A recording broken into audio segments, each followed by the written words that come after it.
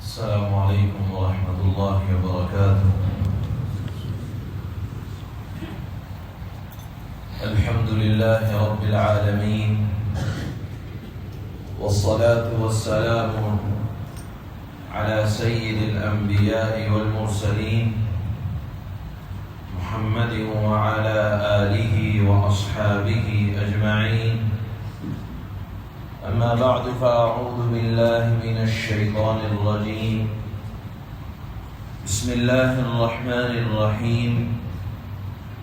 إن ربكم الله الذي خلق السماوات والأرض في 6 أيام ثم استوى على العرش يغشي الليل النهار يطلبه حثيثا والشمس والقمر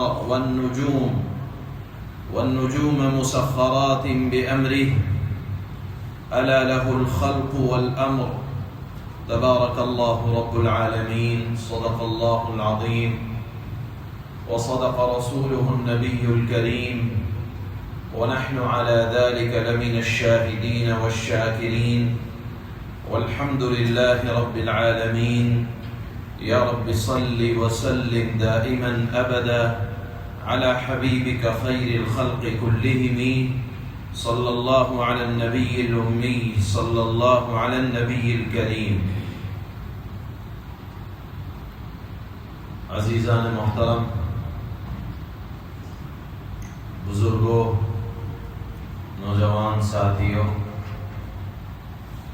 اللہ تعالیٰ نے اس جسم کو جو ہمیں عطا فرمایا ہے 2 چیزوں سے بنایا ہے. ایک ہے جسم اور ایک ہے روح. روح بغیر جسم کے بھی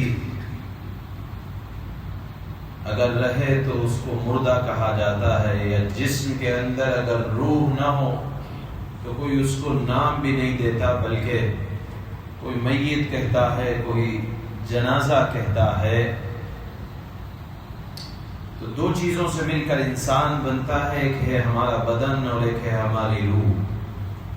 اللہ تعالی نے جو خالق ہے، ہمارے بدن کا مالک ہے، ہماری جان کا، دونوں کے انتظام فرمائے ہیں.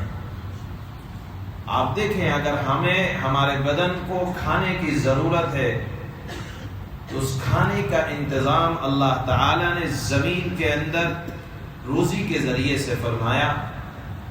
اگر بدن کو ضرورت ہے پانی کی تو اللہ تعالی نے زمین کو کہا جائے کہ واٹر ٹینک بنا دیا، جہاں چاہو وہاں سے نکال لو. خالق ہے، مالک ہے، رب ہے. اور اگر بدن کو ضرورت ہے سورج کی تو آسمان بنایا،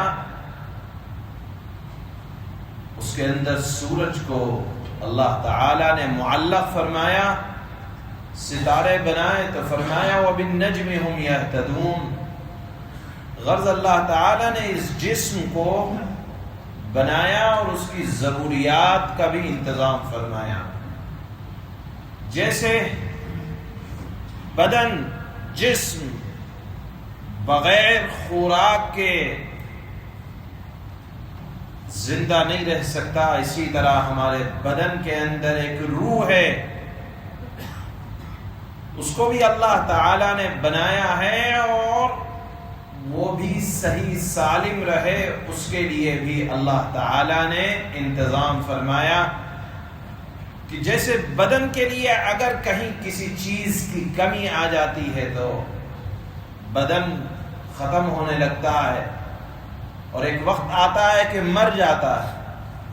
اسی طرح روح کو بہتر سے بہتر بنانے کے لیے اللہ نے فرمایا علم حاصل کرو، تمہاری روح کو ترقی ملے گی. حسد نکالو، بغض نکالو، کینہ کپٹ نہ ہو تو روح کو ترقی ملتی ہے.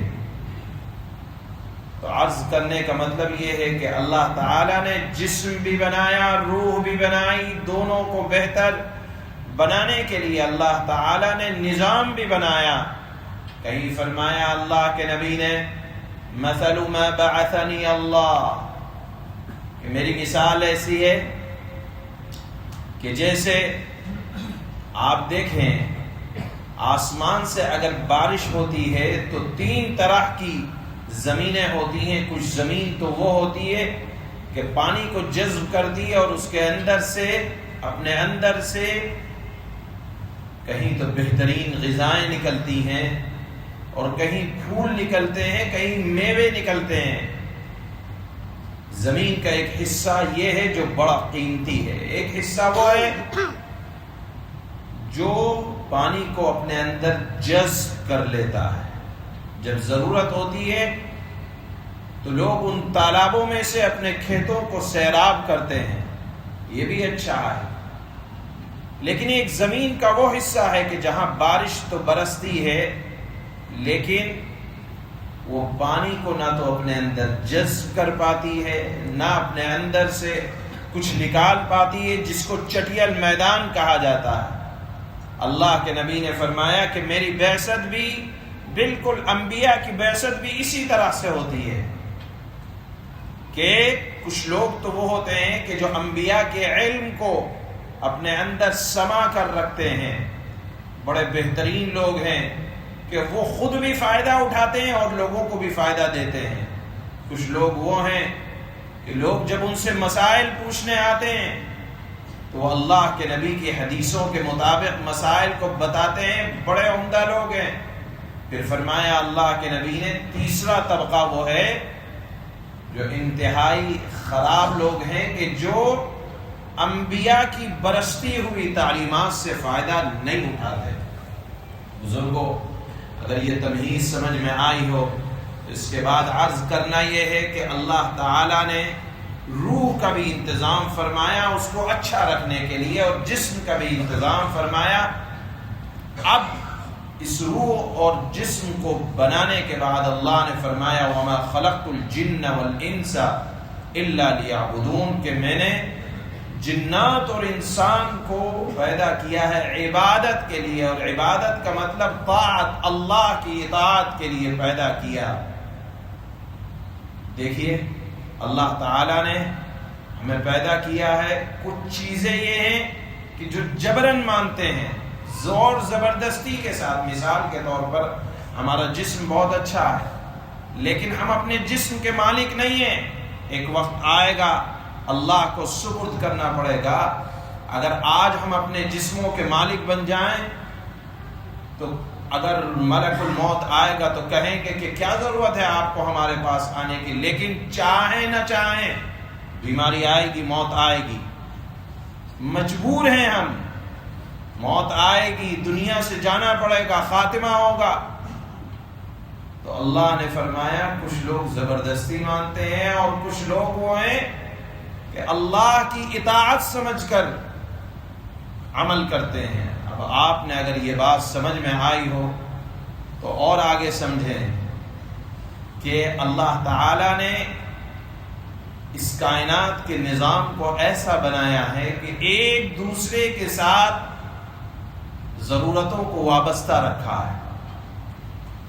میری ضرورتیں آپ کے ساتھ، آپ کی ضرورتیں ہمارے ساتھ وابستہ رکھی ہیں، اور یہ جسم اور روح کا نظام تبھی برابر چلے گا جب ایک دوسرے کے حقوق کو سمجھ کر زندگی گزاریں گے.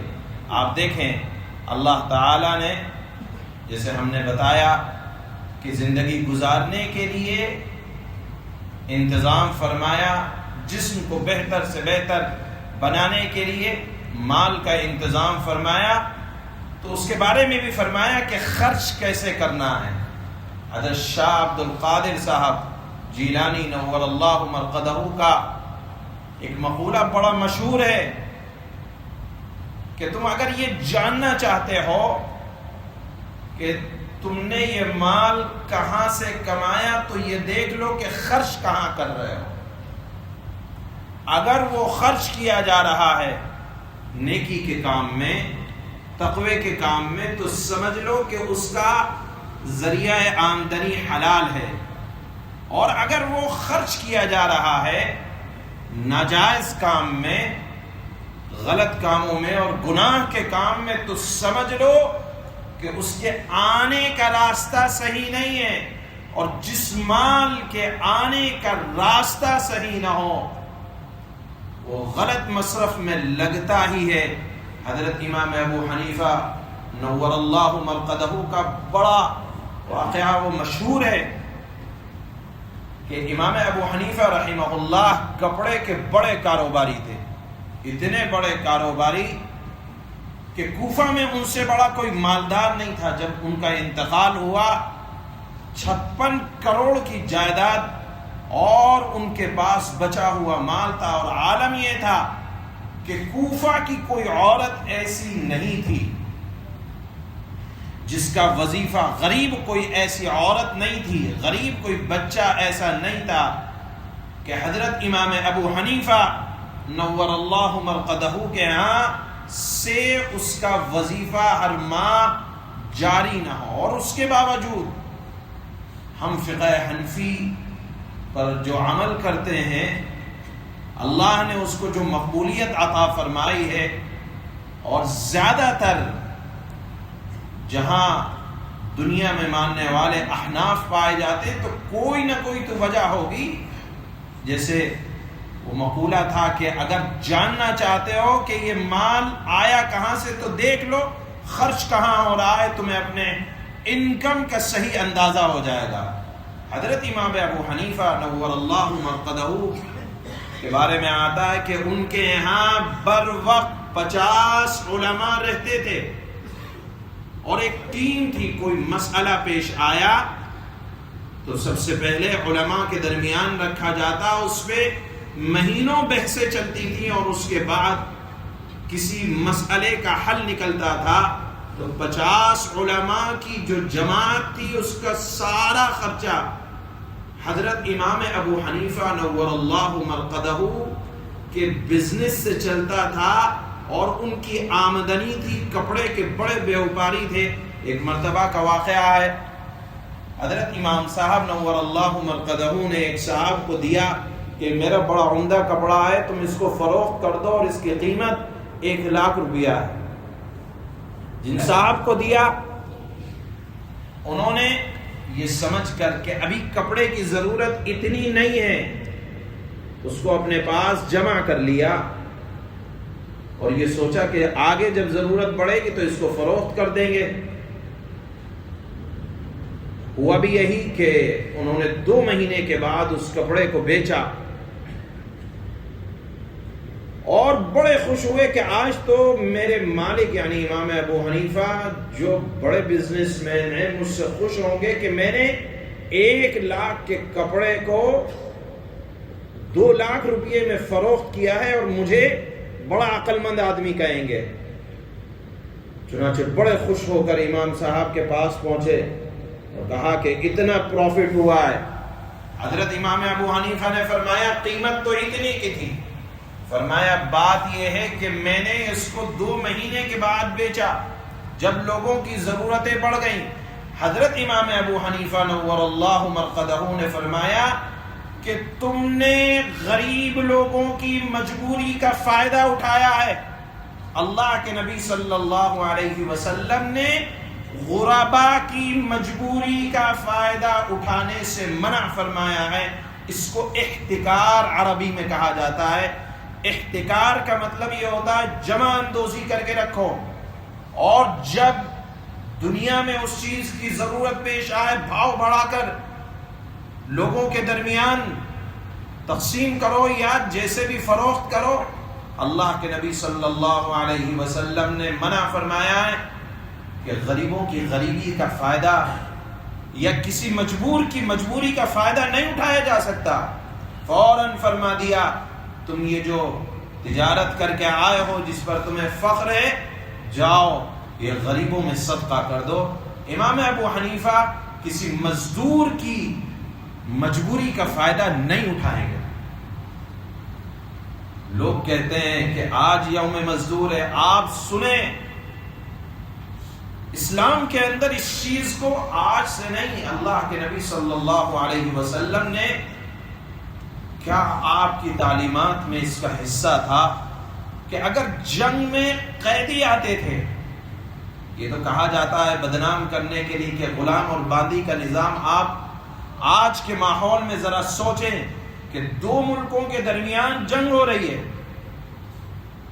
اور کسی ملک نے کسی کے قیدیوں کو اپنے پاس پکڑ لیا، تو ہمارے ہاں تو یہ کہا جائے گا کہ ساری زندگی یا تو جیل میں سڑا دو یا پھر کہا جائے گا کہ اس کو ختم کر دو. لیکن اللہ کے نبی صلی اللہ علیہ وسلم نے فرمایا کہ جو قیدی آتے ہیں، یہ جو باندیاں آتی ہیں، فَأَحْسَنَ تَعْلِيمَهَا فَأَحْسَنَ تَأْدِيبَهَا، کہ تم نے ایک بچی آ گئی، تم نے اس کو اچھی تعلیم دی، اس کی تربیت کی اور پھر آزاد کر کے اس سے شادی کر لیا، تو تمہارے لیے دوہرا اجر ہے.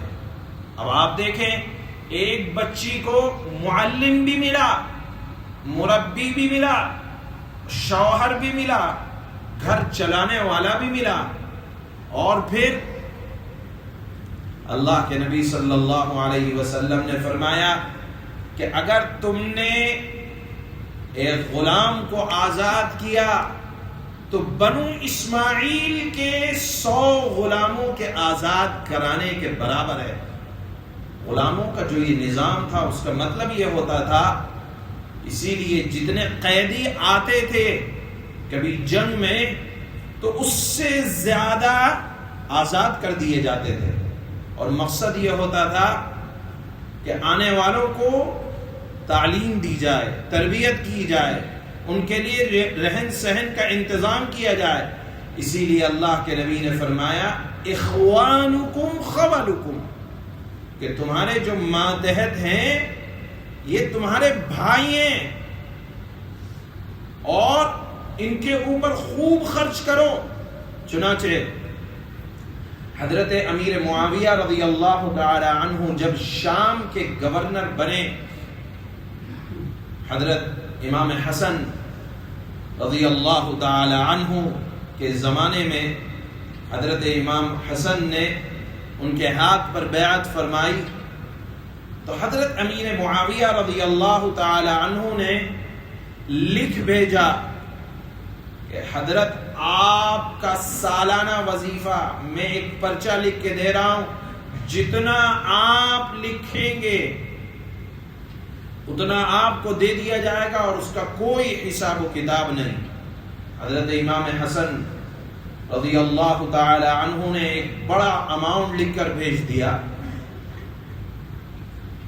والی شام حضرت امیر معاویہ رضی اللہ تعالی عنہ ان کو دینے لگے، اور جیسے ہی حضرت امام حسن رضی اللہ تعالی عنہ کے پاس آتا 3 دن میں خرچ ہو جاتا. حضرت امیر معاویہ جو گورنر تھے اور جو والی تھے ان کو پتہ چلا کہ امام حسن تو اتنا خرچ کر رہے ہیں، تو فوراً فرمایا لا خیر فی الاسراف،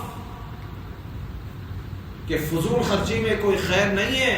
امام حسن، حضرت امام حسن رضی اللہ تعالی عنہ کا جملہ سنے، انہوں نے حضرت امیر معاویہ رضی اللہ تعالی عنہ کو لکھا کہ لا اسراف فی الخیر، نیک کاموں میں، ماتحتوں کے اوپر خرچ کرنے میں، خیر کے کاموں میں خرچ کرنے میں تعداد نہیں دیکھی جاتی. خیر کے کام میں جتنا رقم خرچ کی جائے گی وہ اسراف میں شمار نہیں ہوتا. حضرت امام حسن رضی اللہ تعالی عنہ نے یہ جملہ لکھ کے بھیجا. بہرحال اس سے معلوم ہوتا ہے کہ اللہ کے نبی صلی اللہ علیہ وسلم نے آپ کی آخر کی نصیحت، جس وقت آپ دنیا سے تشریف لے جا رہے ہیں، آپ نے بار بار یہ جملہ آپ کی زبان اقدس سے نکلتا رہا، وَمَا مَلَكَتْ أَيْمَانُكُمْ وَمَا مَلَكَتْ أَيْمَانُكُمْ، کہ دیکھو میں دنیا سے جا رہا ہوں، اپنے ماتحتوں کا خیال رکھنا. شریعت اسلامیہ نے امیر اور غریب کے درمیان ایک تعلقات کو قائم رکھنے کے لیے، آپ دیکھیں عبادت مالی کا ایسا بہترین نظام رکھا کہ رمضان آئے یا جب زکوٰۃ کا وقت آئے زکوٰۃ دو. زمین کا معاملہ ہے، اگر آسمان سے بارشیں سیراب کر رہی ہیں عشر دو، یا اگر کہیں سے کوئی دفینہ مل جائے اس میں خمس یعنی کل مال کا 5واں حصہ دو. چلو قربانی کا وقت آ جائے وہاں قربانی ادا کرو اور اس میں غریبوں کا خیال رکھو. اور پھر فرمایا کہ زکوٰۃ کے علاوہ بھی مومن کے مال میں غریبوں کا حصہ ہوتا. اسی لیے کہا جاتا ہے کہ زکوٰۃ ادا کرنے کے بعد یہ نہ سوچے کہ ہم نے حق ادا کر دیا، اس کے علاوہ بھی اللہ کے نبی صلی اللہ علیہ وسلم نے فرمایا کہ غریبوں کا حق ہوتا ہے. آپ دیکھیں کمیونزم کا جو نظام تھا وہاں مالداروں سے مال کو لیا جاتا تھا زبردستی، اور اس کی وجہ سے دونوں کے درمیان لمبا گیپ ہو جاتا تھا. مالدار یہ چاہتے تھے کہ غریبوں کو ختم کر دیا جائے، غریب یہ چاہتے تھے کہ مالدار ختم ہو جائیں. لیکن اسلام نے ایسا نظام بنایا کہ دونوں کو ایک دوسرے سے ایسی مناسبت ہوئی کہ مثال کے طور پر امام ابو حنیفہ کے زمانے میں غربا یہ کہتے تھے کہ چاہے مجھے کچھ ہو جائے لیکن ابو حنیفہ کو کچھ نہ ہو، وہ سلامت رہیں. اس لیے کہ اگر وہ ایک آدمی سلامت رہ رہا ہے تو کوفہ کے نہ جانے کتنے غریب بیوائیں اور یتیموں کا گھر چل رہا. اللہ تعالیٰ نے یہ نظام بنایا ہے، اس لیے جو ماتحت ہیں، غریب ہیں، کمزور ہیں معاشرے کے، اللہ کے نبی نے فرمایا کہ تمہارے بھائی ہیں ان کے ساتھ بھائیوں جیسا سلوک کرو. اللہ تعالیٰ ہم سب کے اندر ہمدردی کے جذبات کو پیدا فرمائے. وآخر دعوانا ان الحمد للہ.